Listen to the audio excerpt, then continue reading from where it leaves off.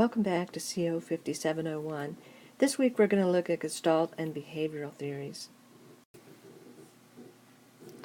Gestalt therapy in theory is difficult to understand in a short period of time, like you're just reading about it one chapter this week.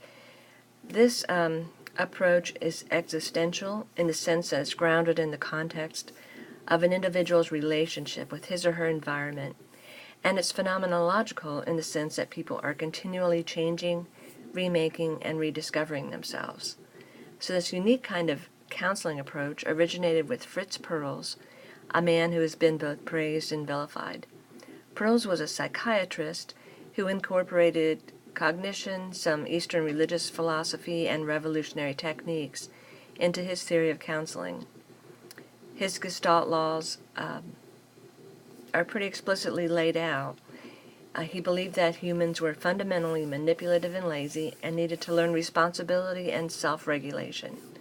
So Gestalt therapy is supposed to bring wholeness, integration, and balance to those existing in various states of dysfunction with themselves and the world.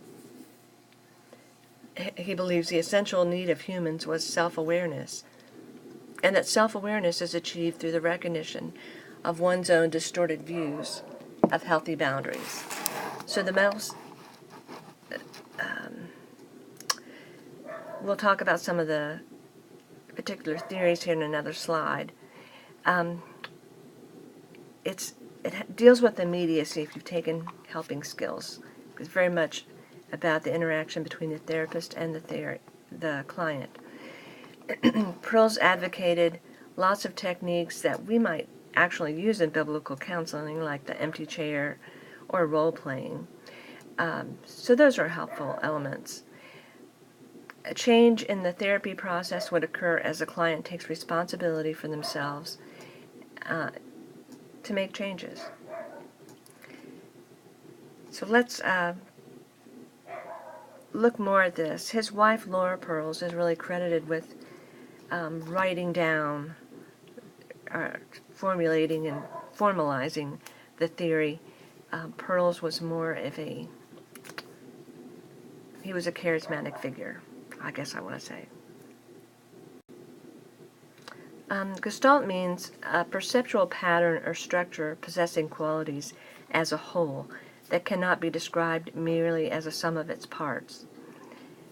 So if you look at this picture, the blank spaces mean something too. So it's sort of that idea.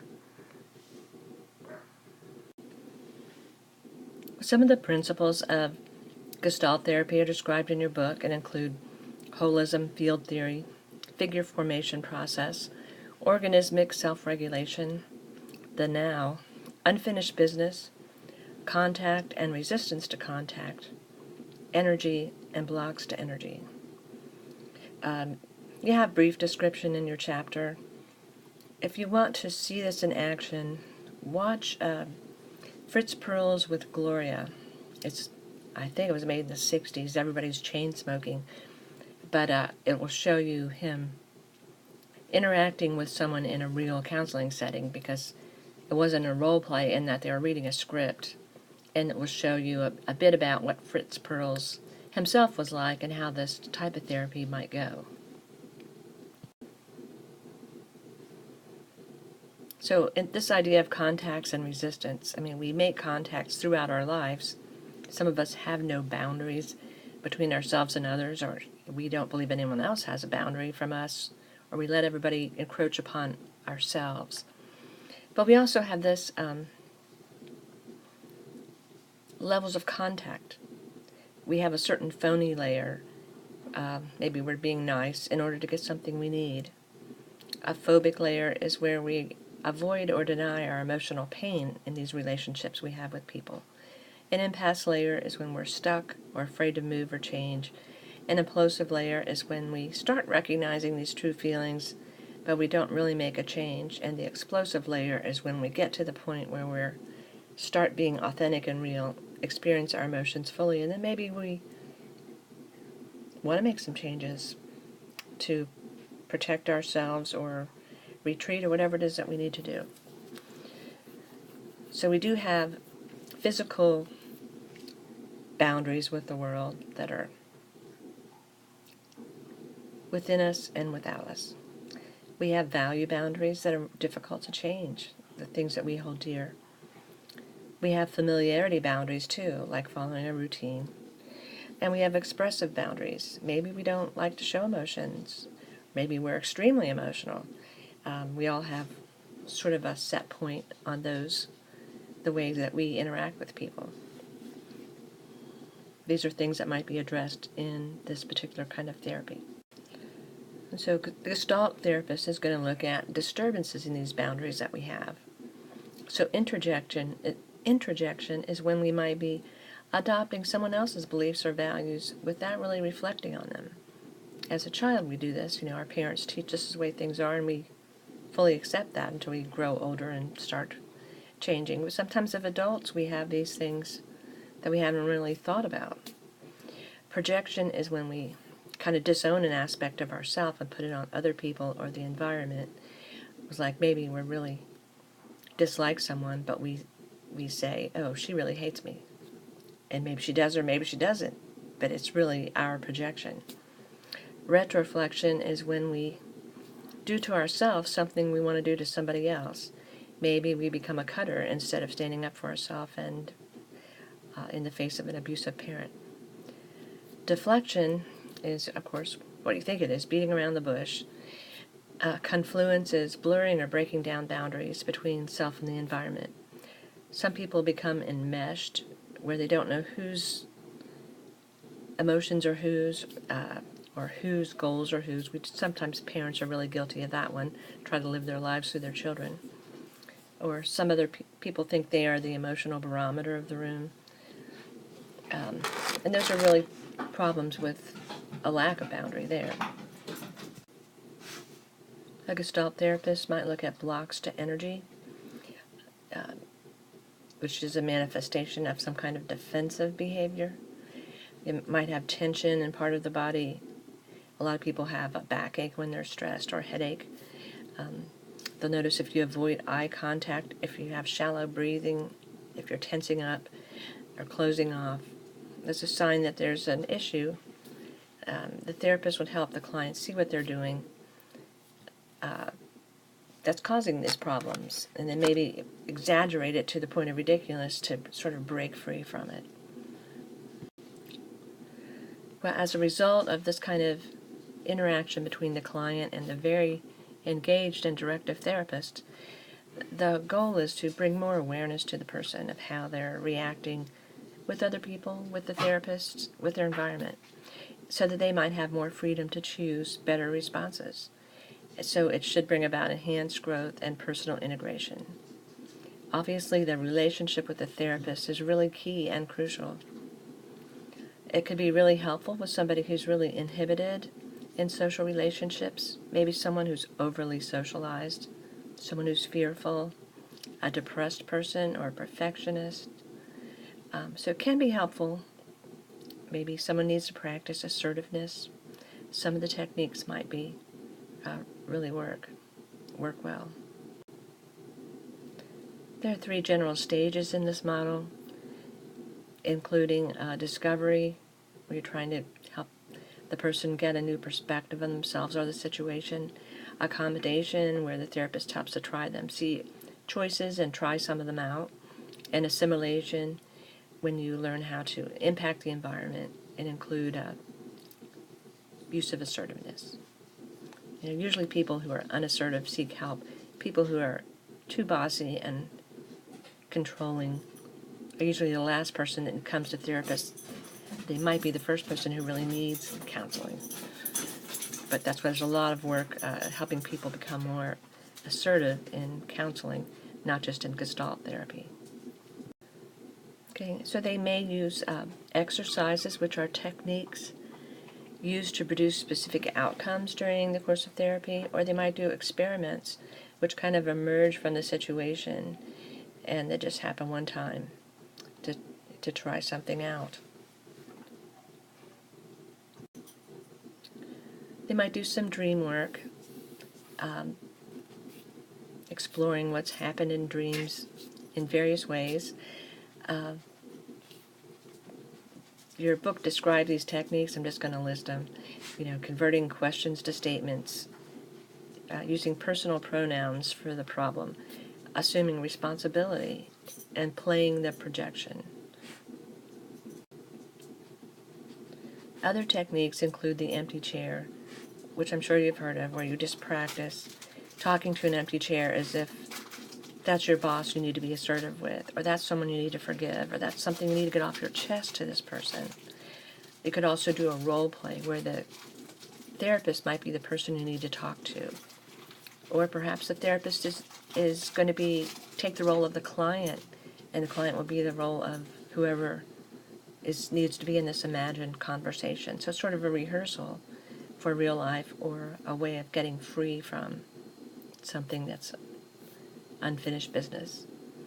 Making the rounds would happen if there's several people in therapy, just checking in. How are you doing right now?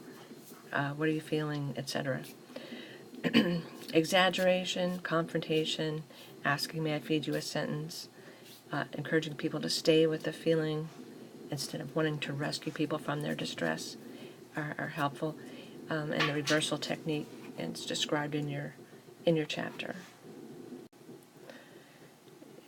Well, as I said, this is not a kind of therapy that you or I are going to learn to be experts at by reading one chapter about it. It just touches on all these elements, and you definitely, if you wanted to become a Gestalt therapist, would need to sit under somebody and watch them at work to learn how to do all these different kind of techniques. It's not something you want to run out and practice on someone. Even the empty chair thing is something that we use in forgiveness exercises a lot. It's a good idea to sit under someone and watch them use it so that you learn how to do it well. Well, what are some critiques of this theory? There is a focus on the here and now instead of wallowing in the past. In fact, they tend to ignore the past and talk about that happened then. What are you doing now? There's a focus on being aware and in touch with our feelings, instead of too much emphasis on incorrect thinking, which sometimes some theories are accused of. It can help with self-regulation, emotional regulation, and help people towards goals as they experiment about, why aren't my goal-seeking behaviors working? It can help with to deal with some unfinished business if we want to walk past it. It's not that they're really going to analyze all the stuff from childhood, but say, I've always done this because X, Y, Z happened. I want to move on to choose better, more adaptive ways of living.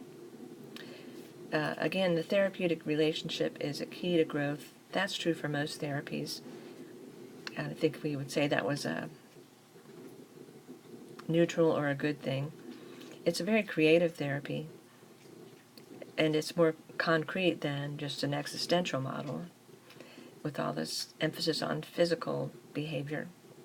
It's very flexible and open and easily adapted to whatever ethnicity or culture happens to be involved, as long as the therapist understands it, and can be used with individuals or groups. And there's some empirical research on it these days. And I'm sure your book said very few therapists would be a Gestalt therapist, purely Gestalt. A lot of therapists integrate bits like the role-playing and empty chair and other techniques from this model with what they're doing. So what are some of the cons about this theory? It could ignore some vital issues from the past or even future goals because the focus is so much on the present. It can become very emotional, as you might imagine. Doing the empty chair or role play, somebody might become very upset. And sometimes there needs to be a balance with rational thinking, of course, with emotional interactions. So that some people have said it's too much focused on emotional experiences. There is really sort of a weak philosophical underlying theory. It's very pragmatic in nature.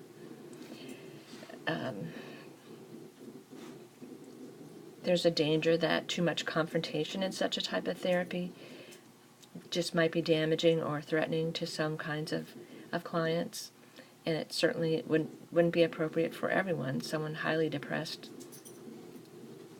just might shut down completely, I would imagine, or someone who's psychotic wouldn't be very good for them probably, or someone with very low intelligence. It does ignore meaning and purpose in life, and there's a chance for abuse if the therapist is used without training or used too harshly or the wrong way, if it's not adapted for the individual, because it is so directive. And what can we say about how useful it might be for biblical counseling? It does agree that I would think could draw from the Bible and say that we need to be real and live an authentic life, which is what Gestalt therapy hopes to help people do. The Bible does mention the use of confrontation or rebuke when someone is doing something wrong, as Gestalt might. We do want to overcome layers of neurotic beliefs and behaviors and self-deception and come to know ourselves as we truly are, and we do that through spiritual growth. So I would say our goals are similar there. The Bible does encourage taking responsibility for self and encourages growth like Gestalt does. We do need to face and experience truth to be set free. And we don't need to be spending all our time worrying about tomorrow or blaming everything on our past. I think we could say those are in agreement with biblical principles. However, this therapy goes about it in a different way, but of course it does ignore eternity, it does ignore Jesus. And the Bible's emphasis is really on the whole person and their beliefs, thinking, as well as feelings and behaviors. And we know that we're transformed by renewed minds involving sound doctrine and rational thinking. This theory has a very positive view of human nature, that people are able to make all these changes with this emphasis on the potential for growth, and of course doesn't consider sin that could lead to a form of self-worship. The Gestalt prayer written by Pearls is, I do my thing and you do your thing. I'm not in the world to live up to your expectation, and you are not in this world to live up to mine. You are you and I am I, and if by chance we find each other, it's beautiful. If not, it can't be helped. So, I don't know why I would call it a prayer, kind of something to live by, I suppose. Kind of a it's from the 60s, I think, when this was the height of its development, and that kind of goes along with that era. So again, where is agape love? I guess the therapist we might say they're loving the person by serving them this way, but they're also getting paid. It doesn't mention social involvement, loving others, or spirituality, or religious questions are ignored, of course. There's no absolute right or wrong discussed in this theory. Choice is all about experiences. There is some research now showing its effectiveness, and this slide says 1 to 2% of all practitioners would be purely Gestalt therapists. So it's got some interesting techniques for helping people. I think be very helpful with someone who need to be assertive. Just the techniques, but they can be incorporated in our biblical counseling. We could certainly encourage people to role play assertiveness and understand that they are valued being in the presence of God without having to become a Gestalt therapist. Well, let's move on to our next theory.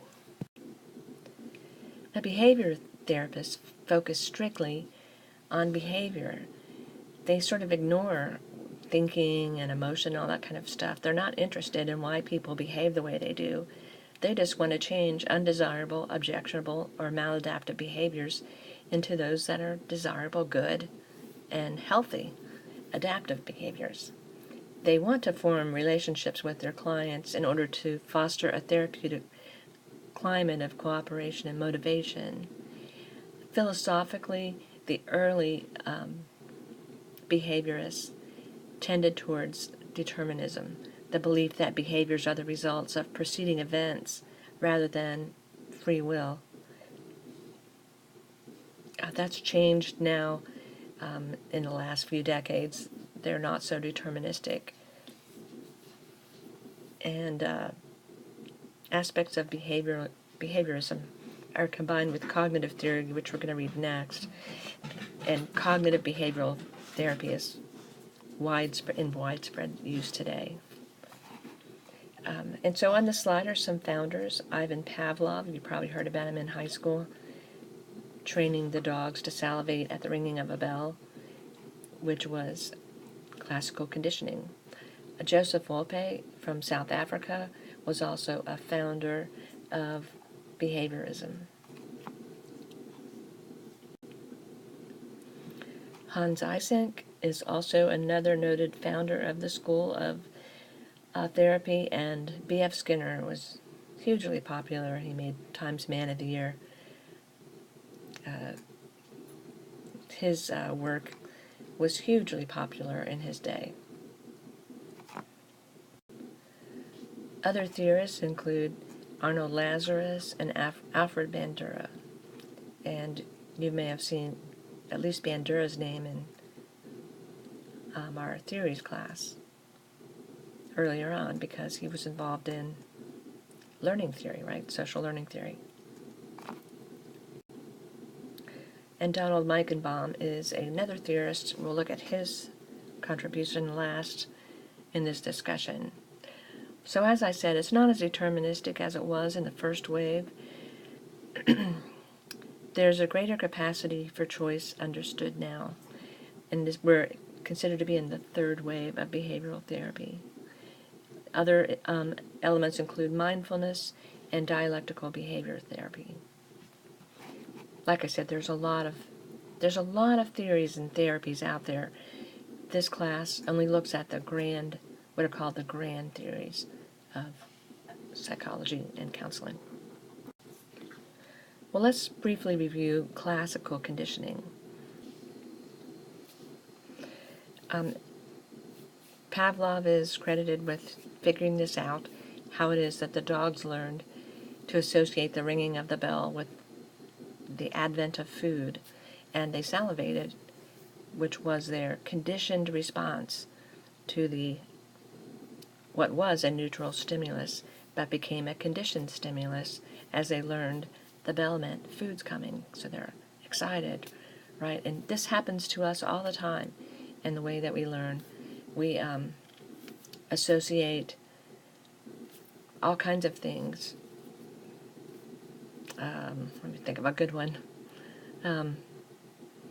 If we watched commercials, we often see, not so much anymore, well, it still happens, beautifully dressed women or very alluring women with speedy cars or expensive cars, because they're linking two things there, their product with something else that people find desirable. Or my favorite are the Old Spice commercials where it's a very handsome man and he's looks good, then he's on a yacht, then he's holding diamonds, he's holding tickets, he's holding, it's trying to associate in people's minds, oh, you can have all these wonderful things if you just buy this Old Spice product. But you see that all the time in commercials. So it is one way that we learn. Operant conditioning techniques are very familiar to us too. We just probably haven't thought of them in this terminology. So when we're disciplining our kids, we might use positive reinforcement. That means they clean their bedrooms. We said, yes, we're going to take you to the movies as a reward because we want them to keep cleaning their bedroom, right? So we want to reinforce the good behaviors. So a negative reinforcement would be saying, we were going to go to the movies, but now that you didn't clean your room, we're not going. as a way to encourage them to clean their rooms. So an extinction might be perhaps a child is having a temper tantrum, so we ignore the temper tantrums rather than rushing to his rescue or trying to calm him down or giving him things to make him shut up. Hopefully, if we're very patient, they'll give up on the tantrum throwing because they're not having any effect, and the child learns it's not working. So there's also punishment, known as aversive control. So we can also have positive or negative punishments. So other behavioral techniques that cause changes in behavior, you probably know also from your children. My son was always in trouble in elementary school, so his teacher used token economies. You got a check mark on a calendar if you behaved that day, or you got stars, or you got this or that. You got some reward at the end of the month if you got so many stars. Social skills training and assertiveness training fall under this category of helping people change to more positive behavior. There's also modeling, which, if you remember the Bobo doll experiments, hopefully showing good behaviors, not bad behaviors that we want them to copy. Relaxation training falls under this because sometimes people are very stressed and they don't even know how to relax. And so there's lots of, you can buy music, you can buy videos that tell you, relax the muscles in your neck, and goes all the way down your body, just helping you to unwind, and we all need that at times.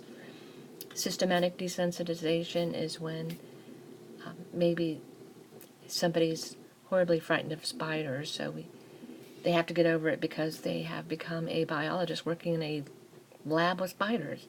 So they come to therapy, so you might want to start out by showing them a picture of a spider, and gradually working up to where they can stand to be next to an aquarium where the spiders are encased in there. So it's kind of a gradual move towards the thing they fear. Where flooding and in vivo exposure is kind of the opposite, where all of a sudden they're presented with this thing that they're most frightened of, and they work through those emotions. Now again, these are two things you really do not want to try this on someone. You could really hurt someone. It's something you would need to learn how to do and work with someone who shows you how to do it, models it for you.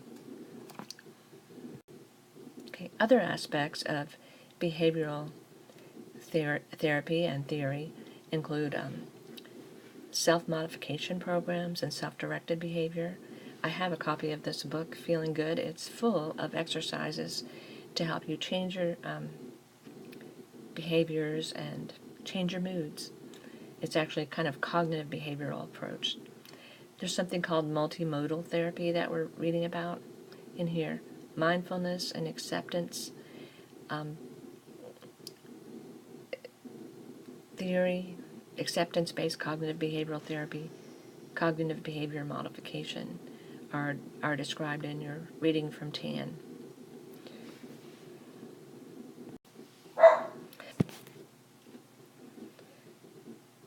The descriptions on the slide talk about mindfulness, which is a theory many people believe comes from Buddhist meditation practices, but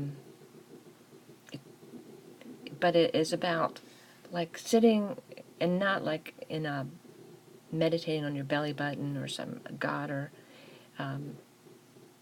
even Jesus, but it's about just sitting peacefully and recognizing your, like say, emotions. We get ideas and we get emotions come into our mind, and instead of just saying, oh, I'm depressed, we let it pass and say, a feeling of depression is coming through, but it's just a feeling, and I know that it will change, and allowing it to go without allowing us, we're aware of our feelings and thoughts without having to believe that they're accurately depicting the situation. That's sort of a very brief view of it, but it can be helpful for people who especially have a lot of negative emotions, or maybe even a mix. So DBT uses mindfulness to help people regulate negative emotions, tolerate distress, and works to improve relationship training. Mindfulness-based stress reduction is a group program, like using meditation and yoga to focus on breathing, bodily experiences, and reduce stress. Mindfulness-based cognitive therapy combines wrong thinking with a focus on mindfulness training, how to correct the thinking. And acceptance and commitment therapy helps clients accept painful experiences rather than fight negative thinking, and commit to one's values and actions that are, choose actions that match your values. Well, like I said, there's a lot of therapies out there. So let's look at some critiques of behavioral therapy, since there's a lot of different kinds of it, but we use it in smoking cessation, we use it in all kinds of things that we might not think about, especially disciplining our children. So it's very versatile. It works with adults, too. We're very much influenced by it in our workplace, in our advertisements that we see, for good or bad there. It's comprehensive because it's really sort of how do we learn, how do we change, combining learning theories with how to help people. It can be very short-term, so it makes it affordable, and insurance will pay for it. It's very concrete and specific with measurable goals. You don't go see a behavioral therapist for long-term therapy to talk about your past, because they're not interested in that. They're like, what is it that you need to change now? That would be more of a short-term and specific and measurable goal.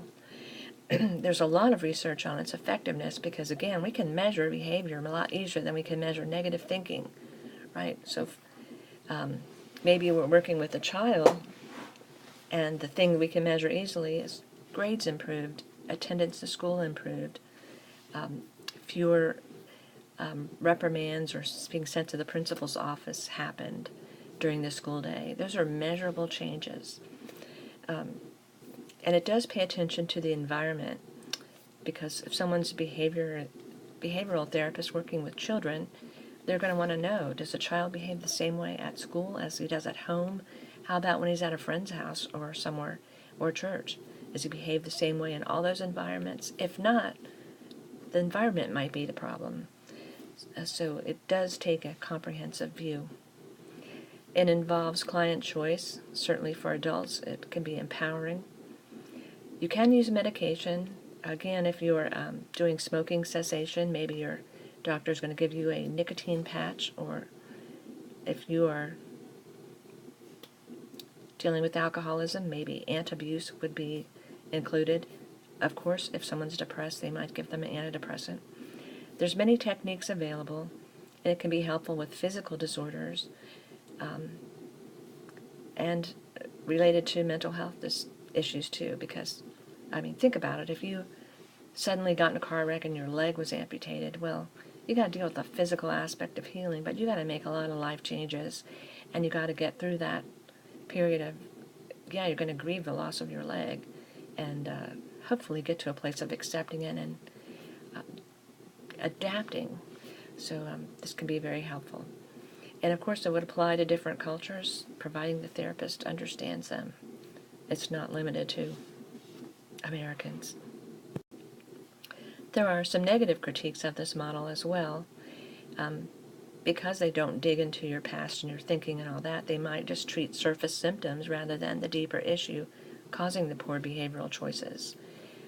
Technique and research are more emphasized, more so than developing a healthy therapist-client relationship. It can ignore the past and unresolved issues, again, because that's not what they're interested in so much. It's based on social learning or social cognitive theories, so of course it wouldn't pay attention to dreams or unconscious or things that maybe a psychoanalytic approach would envelop. And it could possibly ignore some social content if it doesn't, the therapist doesn't search out to see if bullying, bias, oppression, those kind of things are playing a role in the maladaptive behaviors. Of course, it doesn't address the bigger questions of meaning or purpose. It doesn't address spirituality or religious. It's kind of neutral. It's very directive and systematic, so it may seem rather mechanistic, or view the therapist as the expert to help us, to fix us, right? It may push the therapist's values on the client because it's very directive, and it's easily harmful by inadequately trained therapists who don't know what they're doing and they can hurt people, or people who are manipulative and deliberately want to harm people. So it ignores how, if one person in a family changes, that's going to affect everybody else. They don't really address that. So how biblical is it? The early models of behaviorism had no room for much free will, and of course, no spirituality. It does remind us that we do have limits on our freedom, of course, because God is sovereign. So that is sort of in agreement with biblical principles, but it may encourage too much self-reliance. And again, there's that therapist-client connection may not be, certainly not true agape love. We know the Bible includes references to memories and healing of the soul, while behaviorism does not. Exposure therapy is compatible with teachings about, sometimes we need to confront truth. Of course, it ignores the darker side of human motivations, including sin, and it may ignore social context, while the Bible emphasizes, koinonia, church and community, and serving others. So biblical therapists really don't rely on research, because there's really not much research on biblical counseling.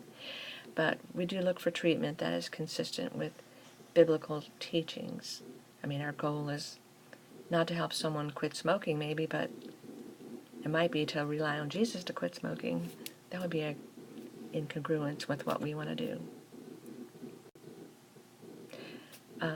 About 10% of all licensed therapists use this model, and lots of other people incorporate techniques or elements from it. It's expected to continue to grow into the medical health field, as well as psychology and counseling. And if you look around you, many mental health treatment places are called behavioral health. Its influence is huge. Well, this lecture has gone on a little bit longer than usual, so I'll end here.